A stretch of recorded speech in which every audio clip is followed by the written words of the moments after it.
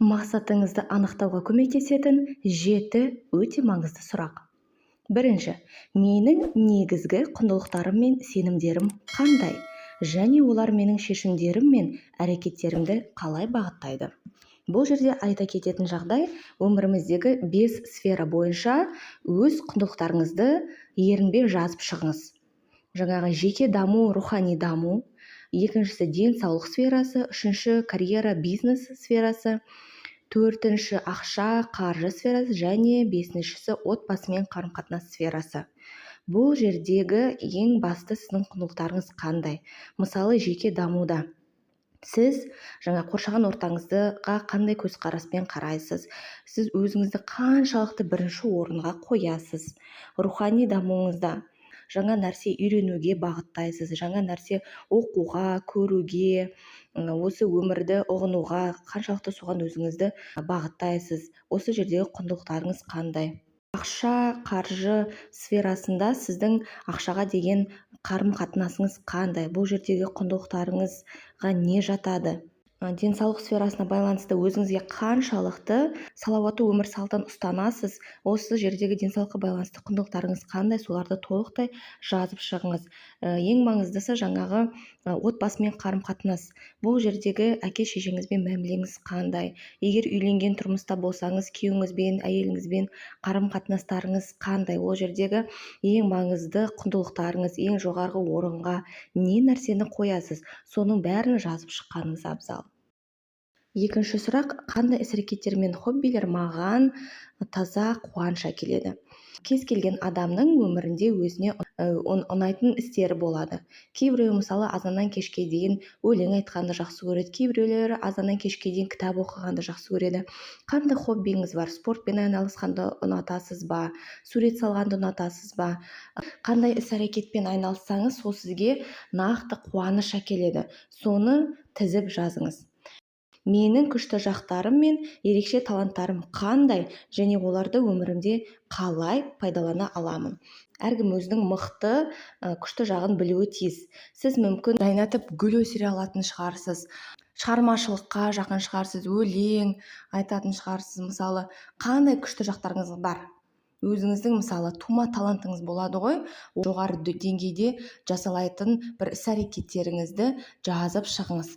Және сол нәрсені өмірде қалай пайдалана аласыз, соны ойланыңыз. Төртінші сұрақ, менің ең үлкен қорқыныштарым немесе сенімсіздігім қандай, және олар мені қалай ұстап тұр? Кез келген адамның өмірінде белгілі бір нәрсеге қорқынышы болады. Мысалы, сіз бизнес ашқыңыз келеді, кафе, ресторан, бірақ сіз қорқасыз. Оған ақша құйсам кейін күйіп кетпейін бе? Неше түрлі адамның сан қилы қорқыныштары болады, сенімсіздіктері болады. Соның бәрін миыңыздан, түп санадан шығарып, қағазға тізіп жазыңыз. Және олар сізді жаңағы жетістікке жете алмай тұрғаныңызды қалай ұстап тұр? Соны ойланыңыз. Мысалы, адамдарға сену деген қорқынышым болмаса, мүмкін мен олармен серіктес болып бір жоба бастар едім. Мысалы, Инстаграм, ТикТок ашуға, немесе Ютуб ашуға қорқатын шығарсыз, иә? Мысалы, ашсаңыз, онда подписчиктарыңыз көп, достарыңыз көп, белгілі бір өзіңіздің онлайн магазиніңізді ашып жүргізе аласыз. Ондай мүмкіндіктердің бар екеніңіз білесіз, бірақ соны ашқанға қорқасыз. Соны жазып шығыңыз, қандай қорқыныштарыңыз, сезімдеріңіз бар, және олар сізді не нәрседен қалай ұстап тұр? Бесінші сұрақ, мен күйзеліске және қиын жағдайларға қалай қарсы тұрамын, және мен өзім үшін пайдасын білемін бе? Мысалы, кез келген адамның өмірінде сынақтары болады. Ол норма нәрсе. Сізге ұнамаған ситуациядан қалай шығасыз? Қиын жағдайды есіңізге алыңыз.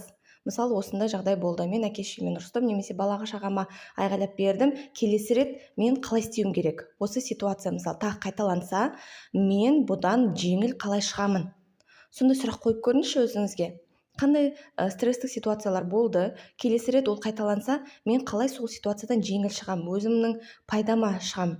Деген сияқты сондай сұрақтарды қойып көріңіз. Кез келген жағдайдан сабақ алып үйрену керек. Сол қиындықтар арқылы сіз одан да мықты боласыз. Алтыншы сұрақ, қандай адамдар немесе қарым-қатынастар мені қуаттандырады, шабыттандырады, ал қайсысы мені құртады?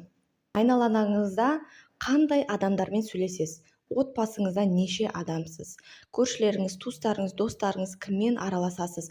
Минимум 5 адам немесе 10 адамды жазып шығыңыз да, араларыңыздағы қарым-қатынастарыңыз, мәмілелеріңіз қандай?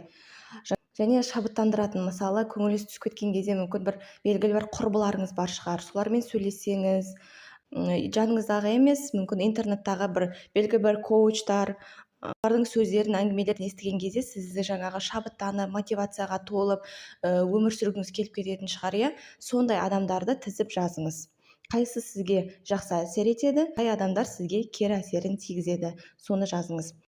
Ең 7-ші соңғы сұрақ: мен өзім үшін сәттілікті қалай анықтаймын? Мен қазіргі уақытпен өмір сүріп жатырмын ба? Және мен армандағы, мақсатымдағы өмірімді сүріп жатырмын ба? Деген өте маңызды сұрақты қойып көріңіз. Басында қойған сұрағыңызға жауаптар келмеуі мүмкін, бірақ осы сұрақты қоя беріңіз, міндетті түрде түпкі санаңыз өзіңізге жауабын шығарады. Белгілі бір өкініштеріңіз болады ғой, сол нәрсені көп ойлайсыз ба, немесе жаңағы болашақты көп ойлайсыз ба? Қазір не істеп отырмын? Не жасап жатырмын? Армандарым қандай? Сондай сұрақтасыз ба? Әлде бұрынғы кезбен болашақтағы кезді ойлап, уайымдап отырсыз ба? Өзіңіз жауап беріңіз. Өмірдегі мақсатыңыз айқындалып,